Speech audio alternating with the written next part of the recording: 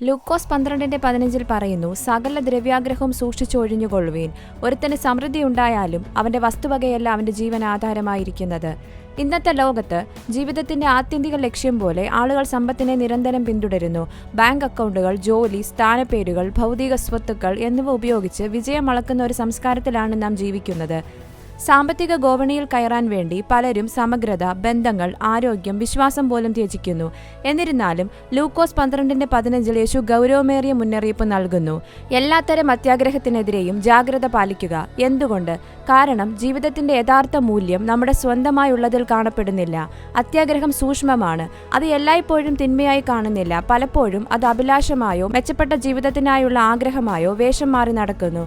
എന്നാൽ പണത്തിനായുള്ള പരിശ്രമം നമ്മുടെ ഹൃദയത്തിന്റെ കേന്ദ്രമാകുമ്പോൾ അത് ദൈവത്തെ മാറ്റി സ്ഥാപിക്കുന്നു. നമ്മൾ മറ്റൊരു യജമാനനെ സേവിക്കാൻ തുടങ്ങുന്നു. ആ രാത്രിയിൽ തന്നെ മരിക്കുമെന്നറിയാതെ ഭൗമിക നിധികൾ ശേഖരിച്ചു വെച്ച് വിശ്രമിക്കുക, തിന്നുക, കുടിക്കുക, ആനന്ദിക്കുക എന്ന് സ്വയം പറഞ്ഞ ധനികനായ വിഡ്ഢിയുടെ കഥയ്ക്ക് തൊട്ടു മുൻപ് യേശു ഉപമ പറഞ്ഞു. അവന്റെ സമ്പത്തിന് അവനെ രക്ഷിക്കാൻ കഴിഞ്ഞില്ല.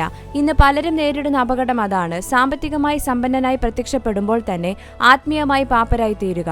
പണസ്നേഹമാണ് എല്ലാത്തരം തിന്മകളുടെ മൂല കാരണമെന്ന് ദൈവവചനം നമ്മെ പഠിപ്പിക്കുന്നു. സമ്പന്നരാകാൻ ആഗ്രഹിക്കുന്നവർ പ്രലോഭനങ്ങളിലും ആളുകളെ നാശത്തിലേക്ക് തള്ളിവിടുന്ന നിരവധി വിഡ്ഢിത്ത ആഗ്രഹങ്ങളിലേക്കും വീഴുന്നു. സമ്പത്തിനെ ഒരു ലക്ഷ്യമായി കാണാതെ ഒരു ഉപകരണമായി കാണാൻ നാം പഠിക്കുകയും ദൈവത്തെ നമ്മുടെ ദാതാവായി വിശ്വസിക്കുകയും വേണം.